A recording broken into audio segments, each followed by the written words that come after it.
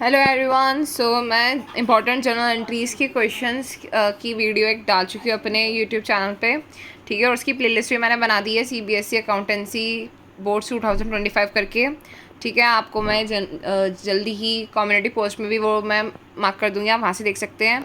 और इसमें मैं ना सारे इंपॉर्टेंट टॉपिक्स का एक तरीके से क्रक्स लेकर के आई हूँ। ठीक है, और अगर आप कहोगे तो मैं एक एग्जाम्पल के लिए प्रॉब्लम समझ या क्वेश्चंस भी करा दूँगी। ठीक है, सो ये है हमारा एडमिशन ऑफ अ पार्टनर। अब इसमें क्या होता है, देखो एडमिशन ऑफ द पार्टनर होने के बाद ना 3 चीज़ें चेंज होती हैं: profit sharing ratio, goodwill adjustment, revaluation of the assets and the liabilities.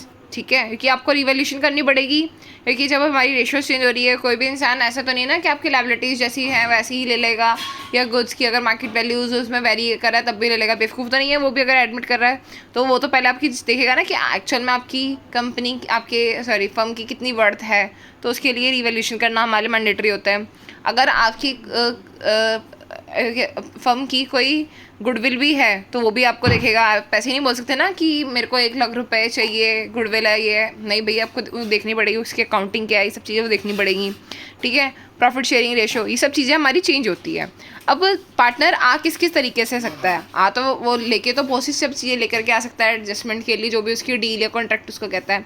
ठीक है, बट यहाँ पर ये चीज़ आती है कि आपके बुक्स में क्या क्या है, तो 3 तरीके से दिया हुआ है: capital in cash, partner with capital and goodwill, only capital but the goodwill is hidden. ठीक है, तो ये वाला केस भी ना बहुत बारी आ जाता है, क्योंकि बच्चों को पता ही नहीं होता कि गुडविल कैसे इंक्लूड करते हैं, जबकि बहुत ईजी है, बट कभी कभार माइंड स्किप हो जाता है। तो देखो क्या क्या एंट्री बनेगी कैपिटल इन कैश में।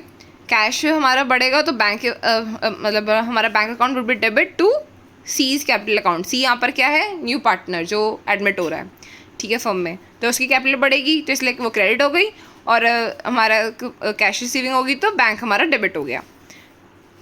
कैपिटल एंड गुडविल होगा तब भी हमारा बैंक डेबिट हो जाएगा। इसमें हमारा जो भी उसकी कैपिटल की अमाउंट है वो, प्लस जो भी वो गुडविल अमाउंट दे रहा है उसके लिए वो दोनों चीज़ें ऐड होंगी। और 2 में हमारा क्या हो जाएगा, capital account and the premium of the goodwill account.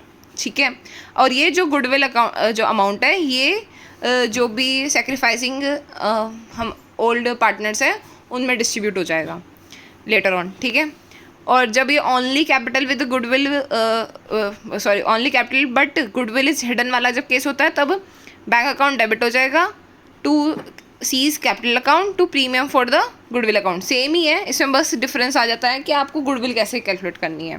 ठीक है, सो हिडन गुडविल कैसे कैलकुलेट होती है, उसका फॉर्मूला होता है total capital of the firm minus total actual capital contributed by the all the partners, कि जितना हमारी कैपिटल दिख रही है फर्म की जो भी है कैलकुलेशन कहती है, एंड उसमें से कितना पार्टनर्स ने एक्चुअल में कंट्रीब्यूशन किया हुआ है, जो भी डिफरेंस होगा वो आपकी गुडविल है।